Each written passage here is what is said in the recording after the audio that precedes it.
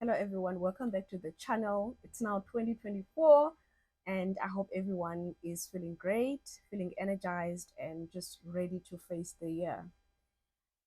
Today my topic is about how to spot the signs of abuse on the victim. Did you know that sometimes people in abusive relationships don't even know that they're being abused until someone tells them? Until a friend, a colleague, family member brings this to their attention. Many a time, the victim will make excuses for the perpetrator, and try to protect them.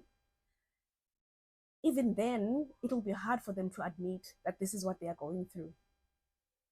There are many reasons for this, and some of them are fear, embarrassment, anxiousness.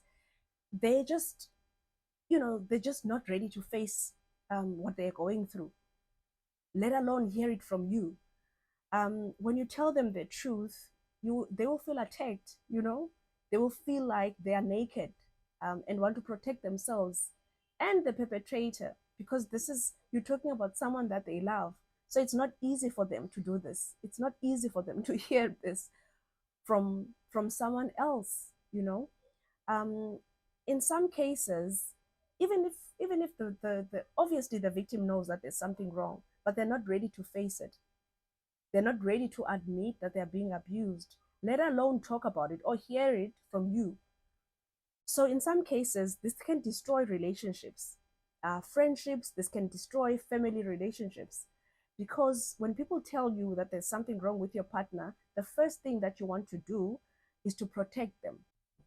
In some cases, this can destroy relationships, family, friends, because people are trying to bring this to your attention and you're being defensive. You're not ready to face this. You're not ready to talk about this. You just don't want to hear it, even though you know this is the truth as the victim. So now you end up losing the people that love you because you're trying to protect your marriage, your relationship with the perpetrator. This works to the advantage of the perpetrator, by the way, of the abuser, because now when those relationships break, you have no covering. Now you have no one to cry to, you have no one to confide in, and they are happy when this happens. In some cases, the victim will even go to the perpetrator and tell them, oh, Faith said this about you, mom said this, dad said this, my sister said this.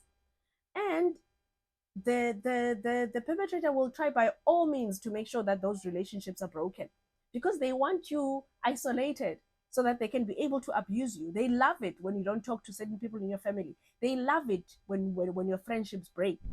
They love that because they know now you only have them, you know, and they can do whatever they want with you because you have no one to report them to, no one no one to cry to, no one to confide in. Now, I'm going to give you a list, a few things that can help you spot the abuse on the victim. First, you'll see a change in behavior. This can be subtle. They don't have to be big changes. For example, you notice that this person used to be outgoing. They used to be friendly. They used to smile a lot. All of a sudden, they are reserved, and you don't know what happened. Frequent absences. The victim may miss work, and you know that this is out of character. They may miss social events. Now they don't want to go out anymore. They don't want to chill with you anymore. They don't want to talk to you anymore. They cut conversations that have to do with abuse and things like that. They cancel things without any reasonable explanation. For example, they don't want to go out anymore. They just want to stay at home. Maybe you used to do brunches with them, tea or coffee, but now they're just not interested to be in social events anymore. Girls outings, now you notice that, no man, this person is no longer interested in going out with me, and maybe these were the ways that you guys used to connect with, and now these are not happening anymore, so you don't know what's happening in their lives.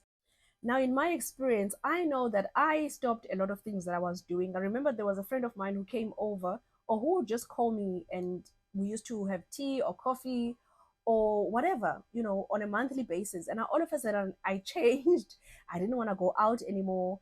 I made excuses, but I knew that the partner had told me that, I don't see the point of you guys being friends anymore because they are not married and you are married. So I don't see why you should have friends who are not married. And this is someone that I've been friends with for a very long time. And we've been through a lot together. And now for you to come into my life and tell me that I'm not supposed to be friends with them anymore. And, and there's nothing that they've done, there's nothing that they've done at all.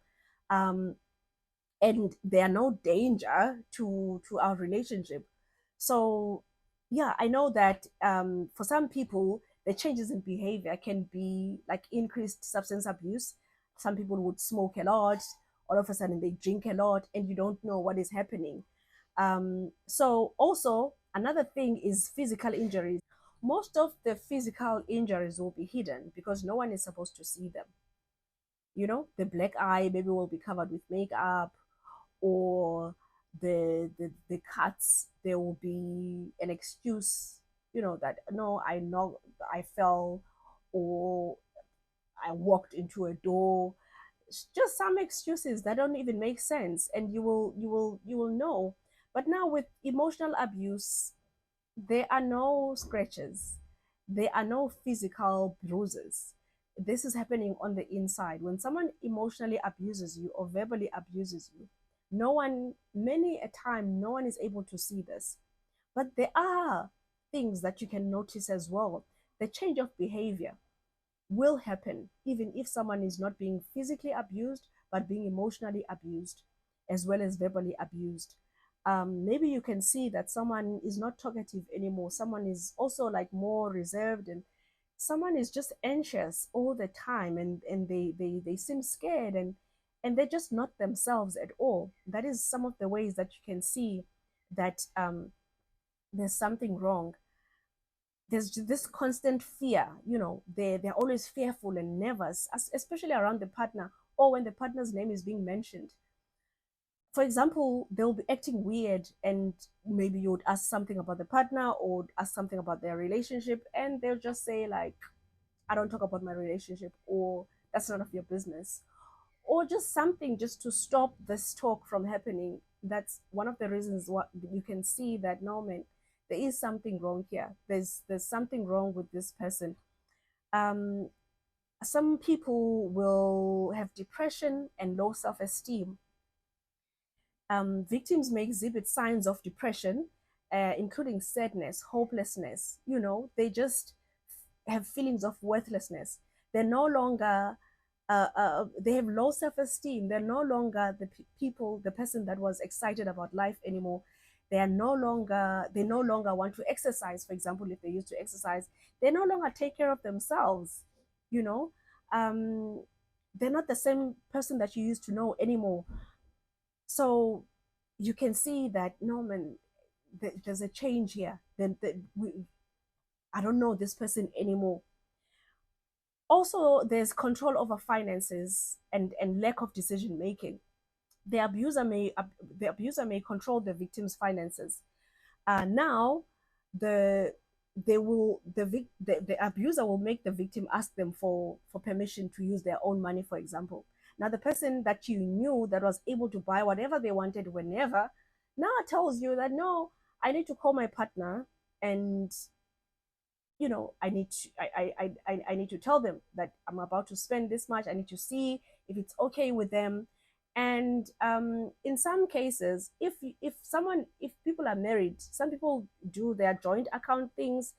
Maybe they'll tell you, no, I have a joint account with whoever. The control, in my case, can go as far as someone telling you what to wear, what not to wear, where to go, where to go, um, how you should handle yourself in public, um, who you should smile to and not smile to. Just they just want to be in control. They want to they want to tell you how to show up in the world. There's also excessive phone calls and texts. There will be constant monitoring via the phone, or lots of text messages from the partner checking up on them. maybe asking them where they are, who they are with, when are they coming back, and how long is it going to take. There's also stalking when domestic violence goes online. Now you'll see that the person, the abuser, may stalk the victim either physically or online, making them feel constantly watched. The stalking online can go as far as being asked about the posts that you make on social media. You may be asked about a man or a woman who constantly likes your pictures or constantly likes your content. um they may disapprove of some of your posts and say, oh, you're showing too much, or oh, you did this, or I don't understand why you had to, like, silly comments like, I don't understand why you had to post that. um so, like, they're just trying to make you feel uncomfortable posting online.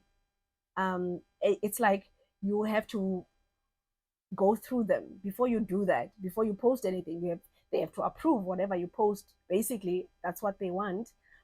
And another sign is self-harm. Now we deal with pain differently. Everybody has their own way of dealing with pain. In extreme cases, the victim may engage in self-harming behaviors, such um, as a way to cope with the abuse. Some people will cut themselves or inflict pain on themselves. Most of these cuts would be around the arms and some around the thighs. Um, but most of the time, they will be in places where people can't see them, where the victim can cover. Now, how can you help as a friend, as a colleague, as a family member? It's important to approach the victims of domestic violence with care and empathy. Don't blame anyone. Don't point fingers. Don't judge. Don't judge them. Don't judge their partner. Be there for them. Make them know that you care. Let them know that there is someone, that you are someone that they can talk to whenever they're ready. Because maybe they're not. And many times they're not ready to talk. And also let them know that they are not alone in this, that there are many other people who are going through the same thing that they're going through, and there is support that is available. Now, on the description, I'm going to put all the numbers that I know, and emails for people opposed to women abuse power. Here you can get counseling, free counseling, both over the phone and in person, and they're available in all provinces in South Africa. There's a temporary shelter, if maybe, because when some people are being abused, they need to leave. That is also dangerous, by the way. So there is a way that you can leave the abusive relationship. That's why many people end up being unalived by their abusers, because they don't know the process of how to actually leave. You can't just pack your bags and leave right in front of them, because this will aggravate the abuser and may end up doing something more. So there is power that I know of. You can get counseling. You can they can give you shelter. They can give you legal help for they have legal help for women who go through abusive relationships, and men, by the way. They have a website, so I'll put that in the description as well. There's Tears Foundation. Tears Foundation provides access to intervention, advocacy, counseling, and prevention education services for those impacted by domestic violence, sexual assault, and child sexual abuse. There's also a number, there's emails that I'm going to put them here. There's also our DRS police, which in my case, they didn't do much, but there's also them that you need to report to, at least so that you can have, so you need to report each and every incident so that they can have a record of what has happened. As well, there's the Gender-Based Violence Command Center. I'll give you the number as well. It's a free toll-free number, 0800 428 428. You can call them at any time and report gender-based violence. There's also a number for Stop Gender Violence. There's a helpline for that. I will put all of this in the description. Thank you so much, guys, for watching. I understand that this is a pandemic, and I don't know. I just felt like this is exactly what I need to do. Like I need to be speaking about at this point. Thank you so much for watching. Please send me any, if you wanna chat to me about anything, or if you wanna send a letter, maybe to tell us what you're going through, then maybe you can get help from others. I'll put my email on the description as well. Take care of yourself. Look after yourself. This is a great year.